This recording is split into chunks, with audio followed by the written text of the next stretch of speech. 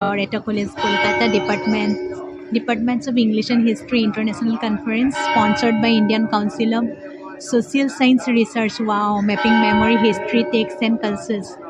22nd and 23rd February 2024. আজি আমাৰ ল'ৰাৰ কনফাৰেন্স আছে আৰু এখন লৰেটো কলেজৰ কলকাতাৰ লৰেটো কলেজ চাওকচোন কিমান পুৰণি। আহক ভিতৰলৈ যাওঁ আৰু কেনে লাগিছে কমেণ্টত জনাবচোন দেই। দীপ্তি শৰ্মা বৰুৱাৰ আন এক ভ্লগলৈ আপোনালোকক স্বাগতম জনাইছোঁ। ভিডিঅ'টো সম্পূৰ্ণকৈ চালে মোকে আৰু আমাৰ সন্তানকে উৎসাহিত কৰা হ'ব। যদি ভাল পায় লাইক কৰিব, কমেণ্ট কৰিব, শ্বেয়াৰ কৰিব আৰু নতুনসকলে অনুগ্ৰহ কৰি ছাবস্ক্ৰাইব কৰি থৈ যাব। ৱাও, ইমান ডাঙৰ কলেজ, এখন girls college actually.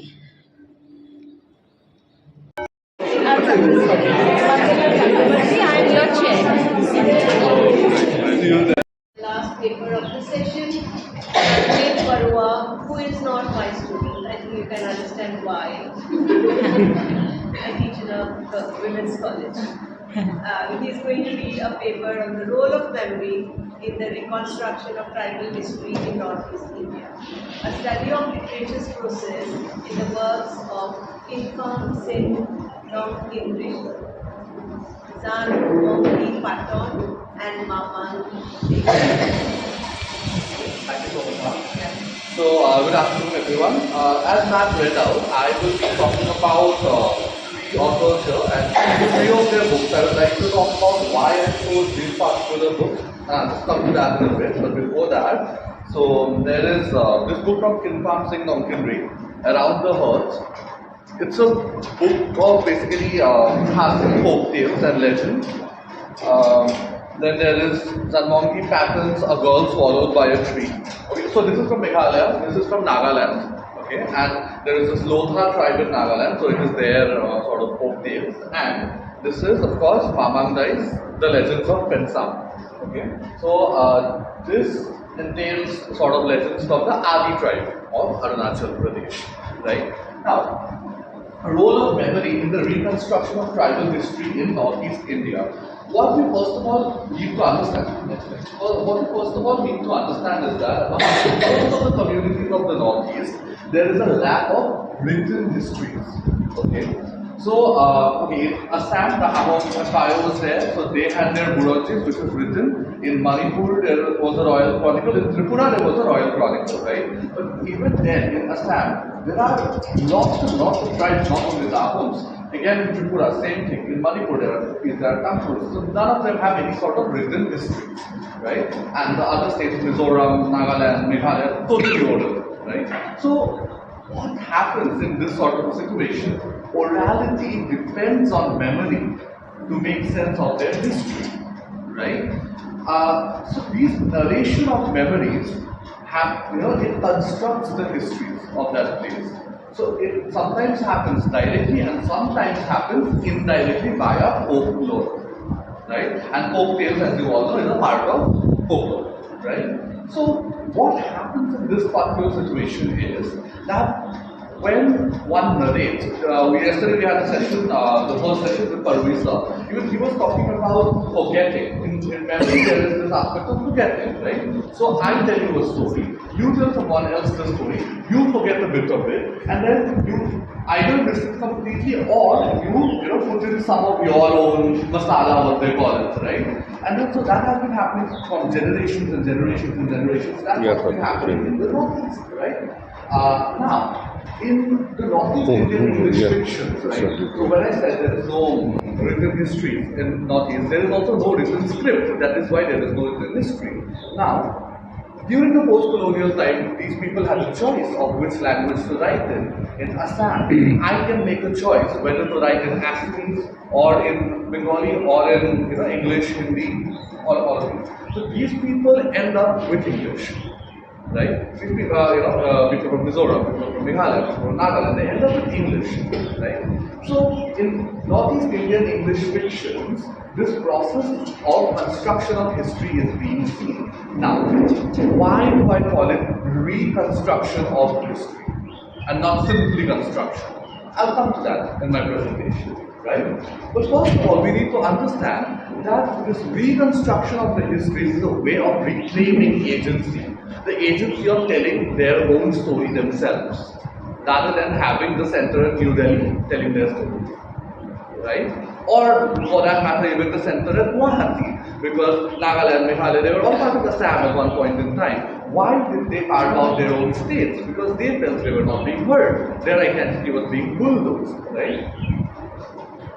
Okay, so these are the three criteria that I talked about. So the scope, one has to understand, is not the whole of Meghalaya. We need to understand that Meghalaya is a colonial concept. Who told them that the Khasis and Garos and the Jayantiyas are similar people and they should form one state together? Who told them? The Garos have more in common with the Boros of Assam. The Khasis have more in common with the Tiwas of Assam. Absolutely two different cultures, not interacting. And we'll see how they are not interacting anytime in the ancient history. And who told them that you two should come together and form a common state? It's a colonial concept. Right? So here I am looking only at the Khasis, in Nagaland only the Lothas, in Arunachal only the Adis, right? So, because folk tales narrate to us an ancient history, or pre-colonial history, not the post-colonial history, right? Okay, so these are the research questions. How does memory reconstruct history in the special case of oral culture, right? It will be a different process in the case of culture which already has a written word, right? How do folk tales and retelling them play a role in this situation? And how does presenting them as English fictions, what does it do here in this case? Research objectives, outlining how literature narrates the histories fed by memories presented in the form of folk tales. How does this written literature, the books, how do they narrate these, right? Then identifying the counter narratives of the margins to the established history of the center. This is what I just said. These are cases of the margin. When they reconstruct their history, when they reclaim their agency of telling their own story, they basically make a counter narrative, right? To the history that we all already know in our history books, the NCRT books, right? And then looking at the concerned historiography by establishing the writings of metafiction. I'll come to that towards the end of it. Next. Okay. So memory reconstructing history. First of all, there is the Chinese resource situation, which I already mentioned a bit. Oral narratives are spread down the line. And now, why I have written spread and not passed? Okay, yes, they are passed, but it is also spread. One person doesn't tell the story to only one person. One person tells the story to 10 people. Those 10 say it to 10 more each. So that is 100, right? So when one person tells it to 10 people, those 10 people will again narrate it differently. It's not like all of them will make the same mistake, all of them will make the same forgetting. No, right? 10 different forgettings out there. Okay, then there is the concept of memory and forgetfulness. So we have different narratives, each a reconstruction of the previous passed to the narrator. That's the first point. Secondly, the British and Indian centers and their written histories, right? The so-called archival history. So when we work with history historiography, we call them archival history, right? These are not archived histories. So there are those histories. And when a person from Nagaland, publishes a particular book, in the preface it has been written that how she has a difficulty finding a publisher, right? So when she publishes that book, now it is finally tangible. Now a person from New Delhi doesn't have to come and learn the Lotha language and listen to the village elders to get to know their story. Now it is tangible and it can be used as an argument against the sort of archival history that is prevalent, right? And possible in an oral culture only because of collective memory. So when we write something, okay, we might not need cultural memory that much. Okay, I want to know something authentic so-called about the Assamese history, I can go and read up a manuscript, which of course has become old and then I'll have to do something with that. But I can read a manuscript. In their case, no manuscript to be read. So the spoken word becomes the all-in-one, right? And so in an oral culture, this sort of an exercise is only possible only and only because of collective memory. That is the role that memory plays. Okay, then why are they writing in English, right? The folk tales in English. So they are basically documenting the memory and the history, ancient and pre-colonial, not the post-colonial. right? And they are contesting the homogeneities imposed on the particular state culture. Now, what are those homogeneities? First of all, language homogeneity, right? And they are trying to assert a particular sense of language heterogeneity, right? So in around the earth, what we see is the superiority of the spoken word in Khasi culture. So in the preface, he writes that the Khasis have never been, a primitive culture. Civilization did not come to them only with schools. He has written that they have been known for their agriculture, commerce, trade, and everything. They were communicating with the plains of Assam and Sylhet, right? So basically, they are. He and also Agnidh Baruah in her book Boats on Land, they are talking about the superiority of the spoken word. Also, there is a trend of owning English and injecting Khasi into the English vocabulary. Kynpham and Nongkynrih and also Agnidh Baruah, they never put their Khasi words in italics. They put it in, straight letters, and they want the readers from America, from Canada, from Australia to decode it, just the way we decode something such as marzipan or hamburger. Who knows what they actually are, right? Okay. In the case of a girl swallowed poetry, there is a very different arc of the language situation. So there is no written published literature at all, and English is the be all and end all. The missionaries had a lot more power in Nagaland, and oral traditions are verging on obsolescence, and they are not challenging the written word. But then there is a very interesting thing here. Next slide, please. Okay, if I compare that with The Burnham for My Head, which was written by Temsula Au, again, from Nagaland, but a different community. She is Au and Nzanmongi Patton is Lotha. But that is not the more important part. The more important part is that Patton talks about folk tales, which is a pre-colonial history. And Temsula Au writes about a post-colonial history.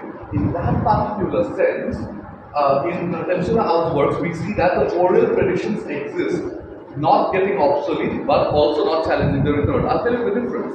She talks about the lingua franca, Naga means. Okay, she is not dealing with the Ao language.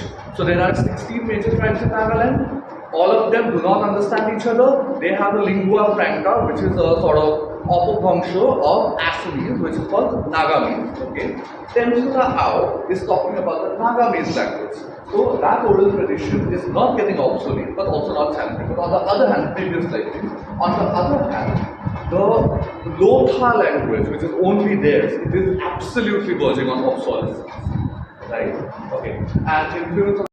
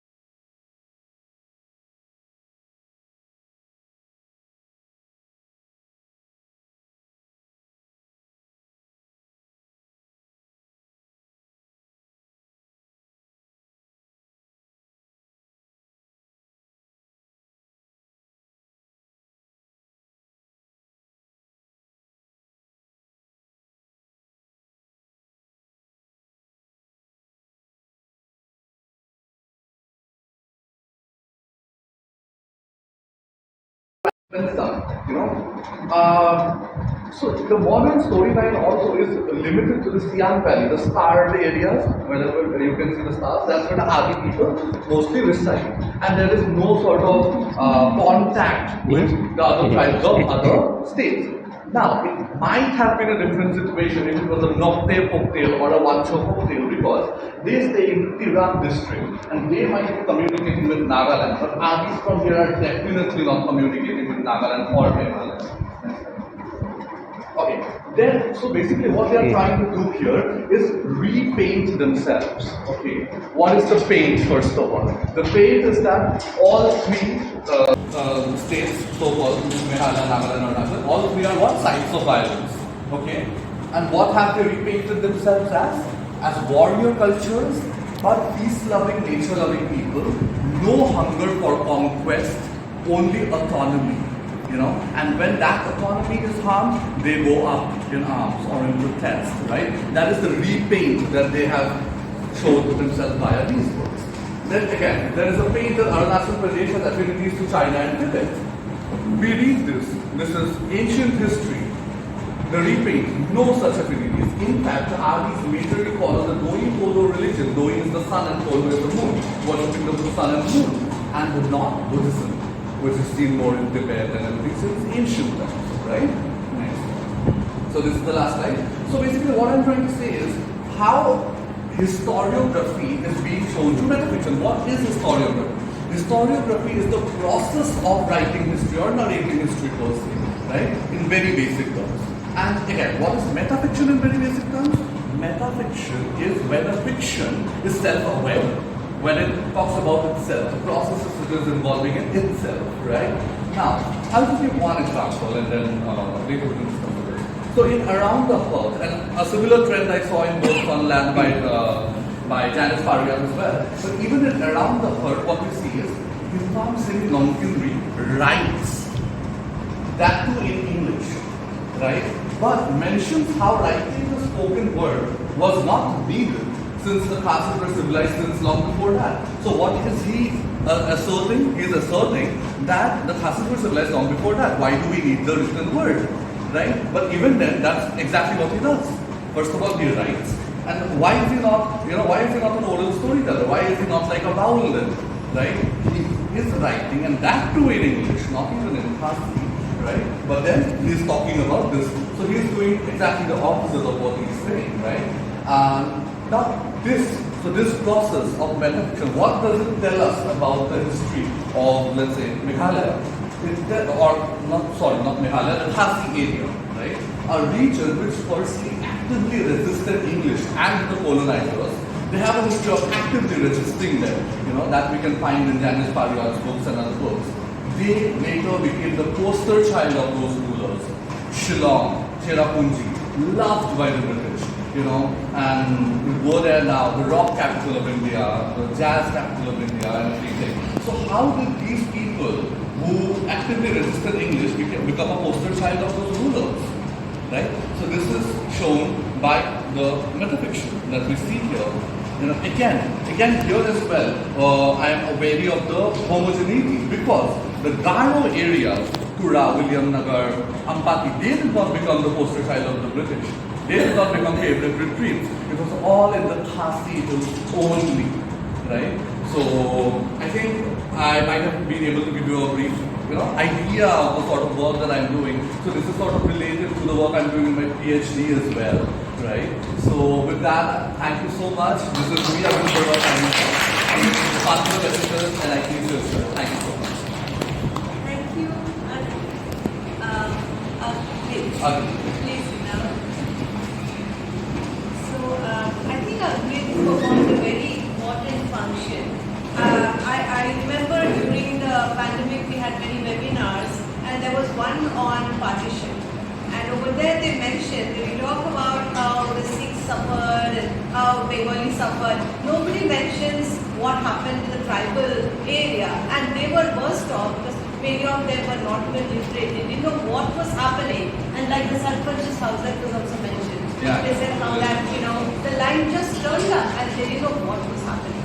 And that land was not India's, that land was not Pakistan's. It was not the British. Whose land was it? How did it suddenly separate? So I think this is a very important talk that is filling an unending bed, or at least whetting our interest in an area which has been shamefully neglected. And we see the effects of the shameful neglect in conditions that are happening in Manipur and in different parts of the world. The more knowledge we have, the more understanding we have, the less conflict we have. More empathy, I would say. Yeah. If I just find, so very recently I was sort of having a conversation with some people, academics, So many are of the opinion that, oh, the Northeast has been worked on so much, people are speaking in them about Northeast. I'm like, but that is so not the point. We are speaking so much, and even then the issues are not being resolved, right? So there is Too late. exactly. And then yesterday, just I was talking to Amar out there. So he said he really wishes to work on partition, but he felt that it has been too much work upon too much spoken about. I was like, see, you just need to give them a new angle. If you like it, work on it. No one, everyone talks about Bengal partition and Punjab partition. That's it. Yeah, exactly. What about the two kitchen areas, Mizoram, Manipur, Nagaland?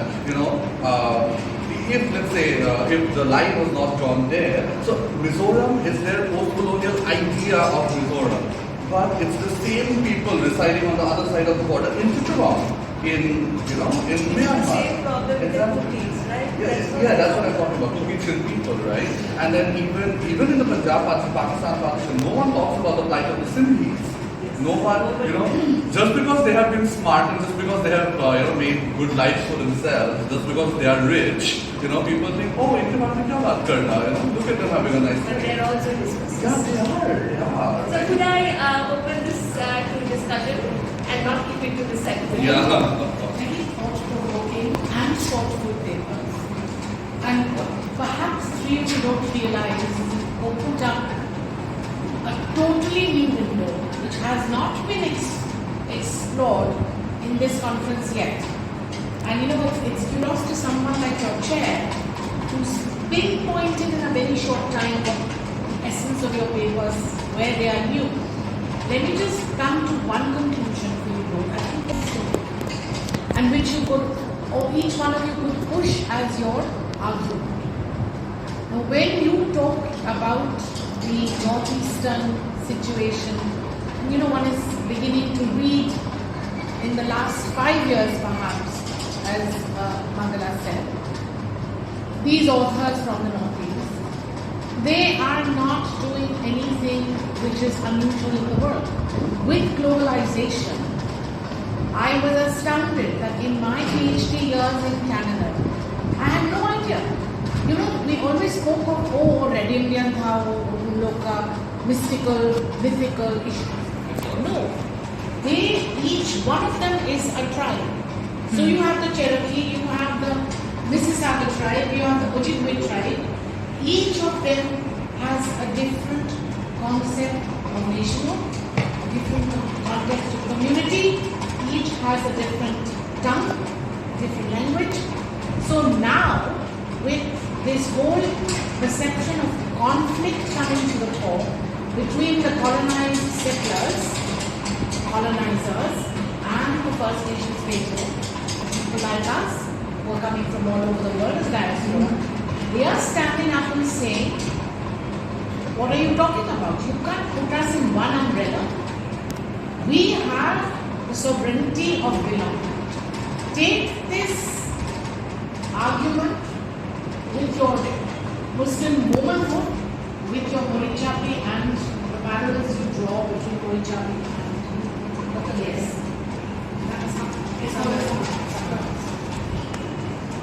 Remember 1950s, Chinua Achebe and very vociferously had said what our own writer of Kantapura, Raja Rao had said, we have to tell our stories in English because the colonizer is not going to learn your language. The colonizer will perpetrate and promote his own language and his own culture. So better we learn his language but in our own voices. And we can talk back. But we should do so in our language. Exactly. So when you have Chinua Machibi and now Mbembe. Mbembe said, let's get English out of all the departments. You know, these are little anecdotes which stay with you. And you understand that ours in Mizoram or in Meghalaya or in different parts of our northeast is not something that should strike us as what do they want? Why this new? No, these were all oral traditions.